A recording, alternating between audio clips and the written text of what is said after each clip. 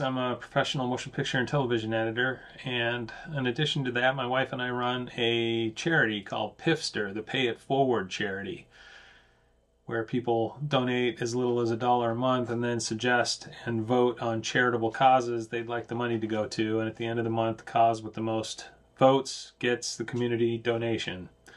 So I've been getting more and more involved in social media, trying to promote our charity. It's a pain in the butt to stay on top of posting social media stuff, and I've been looking at schedulers and whatnot, and most of them are pretty expensive, especially for a small little charity like ours, where we're only talking hundreds of dollars a month in donations right now.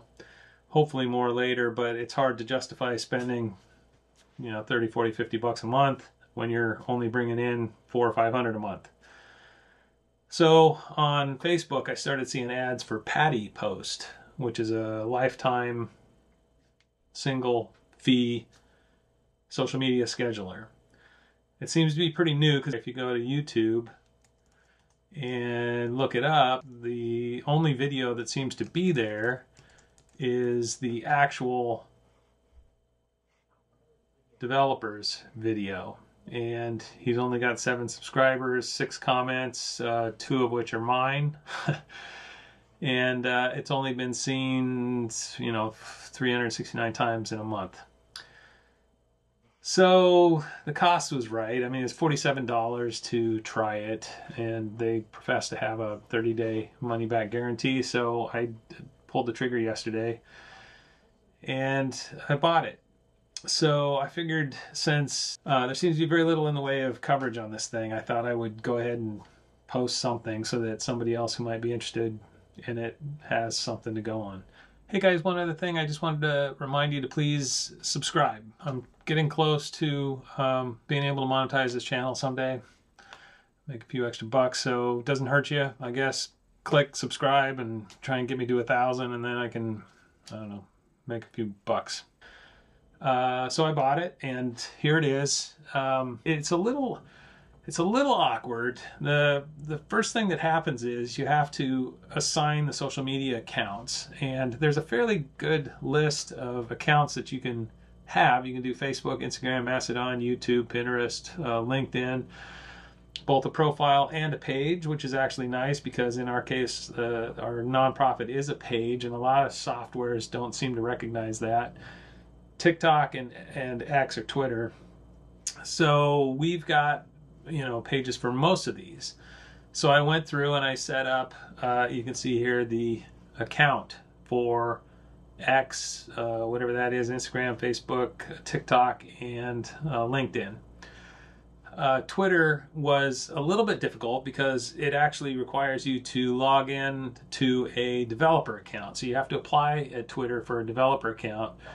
But they do have a pretty step-by-step manual on how to do that, and it worked perfectly. So to their credit, even though it was a little complicated, just follow the steps, boom, boom, boom, boom, and it connected. So I was kind of impressed with that right off the bat, everything attached. One thing that did happen is you connect to some of these accounts, and especially like Facebook and Twitter. I'm kind of going from memory because I did this yesterday.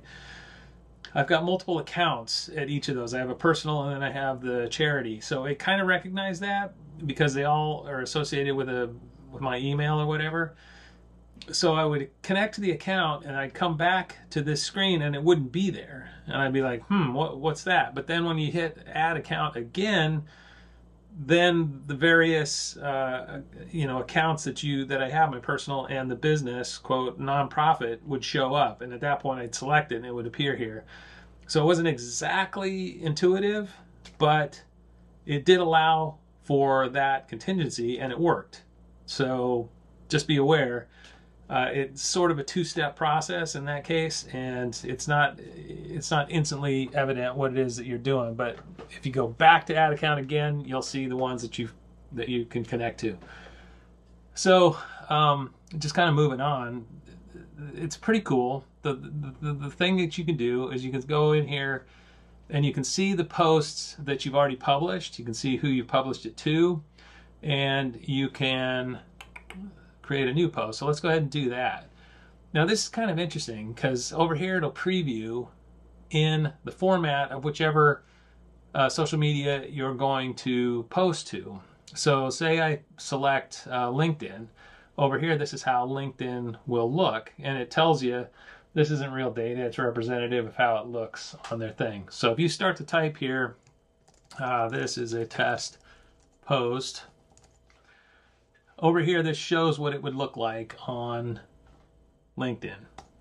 Well, if you then decide, you know what, I want to post it to Facebook too, it'll show you Facebook and LinkedIn over here, and then Instagram. So Instagram requires an image. So let's go ahead and do that. Let's come over here and I don't know, let's grab a, okay. So I uploaded an image yesterday for my charity. Let's just do another one. I don't actually should have probably planned for this, but if I go, I'm sure I've got something in. Yeah, let's grab, there we go. Let's get in Uncle Sam. So let's go ahead and insert Uncle Sam into our posts. So once again, it shows this is how it will appear on your LinkedIn post. This is how it will appear on your Facebook post. And this is how it will appear on your Instagram post. Now, the other thing that's kind of interesting is if you want to do something separate, slightly different for, say, Twitter, but use the same text, you can come here and hit this creative version. So if we click on this and we go to Twitter, and I'm assuming now if I go, this is Twitter specific, then over here on X or Twitter, it does show this is Twitter specific. And if you go to the others, they are just still showing the test post. So you can slightly adjust for an individual or a couple of your social media accounts for whatever reason. Maybe I haven't tested this, you know, to great depth, so I don't know if you could go so far as to actually change the aspect ratio of an image. Maybe you might be able to bring in two versions of the image and use the right one for each thing. Anyhow, so once you've done that and you've got it all set up the way you want it, then you can post it immediately and it'll do it. So let's do that. Everybody will look at my social medias and wonder what the heck is going on. But let's just, for the sake of argument, do it and we'll go take a look at it. So if I say post now, it's going to send it to Facebook, LinkedIn, you know, Instagram and Twitter. So boom. So interestingly, it says it's been scheduled for exactly this date and time. So it shows it's Saturday, November 16th at 3:25, which is what it is. So it's kind of weird. It says it just schedules it, but it schedules it for immediately. And I think if you go, let's see what happens if I reload this. It says it's publishing, so I guess it's pushing now. I'll reload again, and it says it's published. So let's go over and take a look. If we go over here to my Facebook page for our charity, there it is. So it did come over. Let's go to X. Let's see if we go to our profile here. Well, and there it is. Okay, so it did come through, and it said this is Twitter specific. And then let's go over to LinkedIn, just for the sake of going to LinkedIn. And sure enough, came in. Perfect. So that worked. It works. You know, that's what it says it's going to do on the tin, and that's what it does. So let's go back over here. Let's create a new one. And let's try it again and just see what else is available here. So let's say for Facebook specifically, let's just go, this is a test for social media scheduling. And we'll just use this image here because it's already in the thing. One thing that if the developer looks at this over time, obviously there's going to get to be a lot of images in here. If you start to schedule posts, many posts in advance, it'd be nice if there was a way to somehow organize these by folders or something. You can delete these things somehow. I guess dismiss. How do you? Earlier today I was able to delete one of these because as it is right now, maybe it's because I'm in the add media thing. If you just go to the media library by itself, yeah, here, okay, so if you just go to media library, you can delete images, but there is no way to organize them more carefully than that. So you can delete as you start to get, a huge number of these things. It'd be great if you could put them into folders or something. So that's just a comment to the developer. Going back to our post, let's go to our draft. Let's go back into it. We do this. Let's add our picture. Boom. Put it in. Now let's just show how this would be if you're going to schedule it. So you would go pick a time. Today's the 16th and it is 3:30 in the afternoon. So let's just say that we decide we're going to go 3:30. So we'll go, I don't know, let's go 4 o'clock in the afternoon. So that'd be 1600.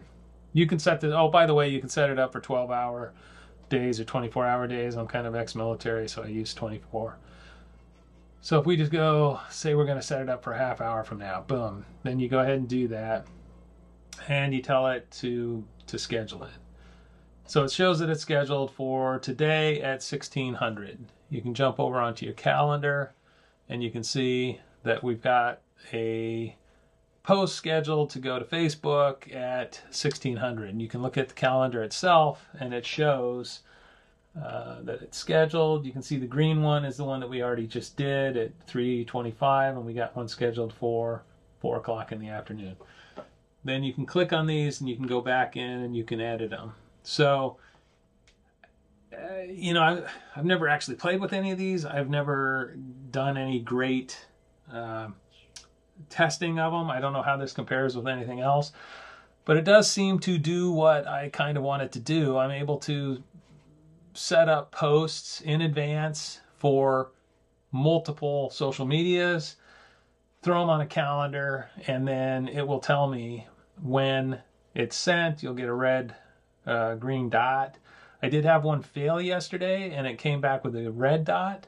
And I think that had to do with the file size, which I need to reach out to the developer about, because I was trying to upload a video and it threw an error about file size. So I don't know if there's a maximum file size that you can attach. It doesn't say that. When I tried to do it, I put a video in there and it seemed to work, but when it hit the scheduled time, it failed with an error saying there was a file size problem. So I haven't actually reached out to the developer, but I'm going to. But with images, it seems to have worked. All the tests I've done. Again, if you go back into here, there's a couple things that are actually kind of cool. If you step in here, there's something called a hashtag manager. So I set up a charity group hashtag group where it's a bunch of the hashtags that I typically use, and you can name it, and then it'll make new groups. So all you got to do is at the end of your post, if you go to this and then you just say I want to insert that, boom, it puts them all in. So that's kind of cool because you can just pre-build them and all you got to do is hit a button. You can also do a similar thing by setting up a template manager. So if you want to make a post and save it as a template, I don't know what that would be exactly, but I guess if you did something similar on Wednesdays and Thursdays for your business or something, you could set up a Wednesday and Thursday template and then just hit this to start with and then just edit it, I suppose. There's something here called a variable manager where you can do something specific, say for Facebook or something, you know, I gotta read up on that too. But the fact that it's there is kind of intriguing. And then there's the other thing that I need to reach out to the developer about is somewhere, say I do this again and I go, this is a test. Yeah. So I don't know what this is. You go to stock photos, it says you haven't configured Unsplash. If you go to GIFs, it says you have not configured tenor. I cannot for the life of me figure out where these things get set up.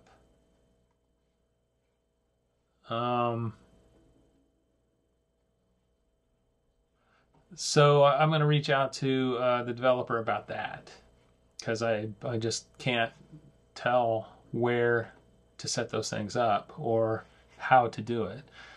The other thing that was interesting is it's set up, currently the ad that's running on Facebook is like $47 lifetime. The first time that when I went to pay for it, it popped up a thing saying, would you like for $100 more to upgrade to some higher level? One-time payment, blah, blah, blah, blah, blah, which would have taken it to $147. It only listed a couple different things that were the benefits of that, and I couldn't understand why I would want to do that. So I skipped it. Now, having skipped it, I see no way to ever get back to that. Doesn't seem... Yeah, see, okay, so I'm on Lifetime Basic, but apparently you can go to Lifetime Pro or something. I see no way. I don't know what happens if I hit subscribe, because I'm already subscribed. I don't want to screw something up. And I don't really know what the benefit of it is, unless it's that, what I was just talking about, the GIFs and the stock footage. Maybe that's included in that Pro plan. Seems to be working pretty well. And then when you go to your dashboard, you can actually see some information about the posts that you've placed, and it actually gives you some kind of analytics on it based on apparently what each of those social medias reports. So you can kind of see that last post I put up's been seen 14 times and by 13 different people, blah, blah, blah, blah, blah. So you get whatever whatever the API reports for each of those services, it gives you some of that. So kind of cool.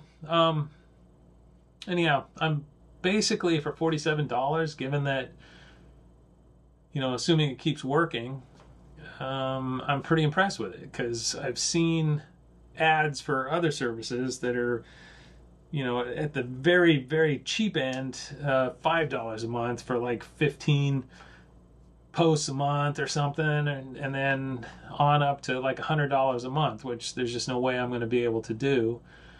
This seems to do what I want it to do, and a one-time payment. So again, assuming it keeps working, pretty happy with it. I'll report back in a month or two if anybody cares, just to report on whether or not it has continued to work and if anything else has come up. But that's a high and low of it. You get a preview here. You can post it directly. You can schedule it, and away you go. I guess you can also do some things. You can label posts so that they're easier to find and things like that. I got to get into it a little more, but by and large, I'm kind of impressed with it. It does.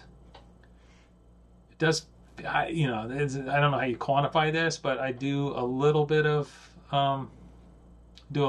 coding, not professionally, but I dick around with it, and this feels well written. I mean, I don't know, I just get a sense that the code behind it is fairly good. Part of it, I think, is the quality of the documentation for connecting to the API with Twitter. I was walked so well through that process. I feel like it's well coded. I don't know. that's a little speculative, but that's just my feeling. So anyhow, I hope that's helpful to anybody. I know I'm rambling a little bit, but it's I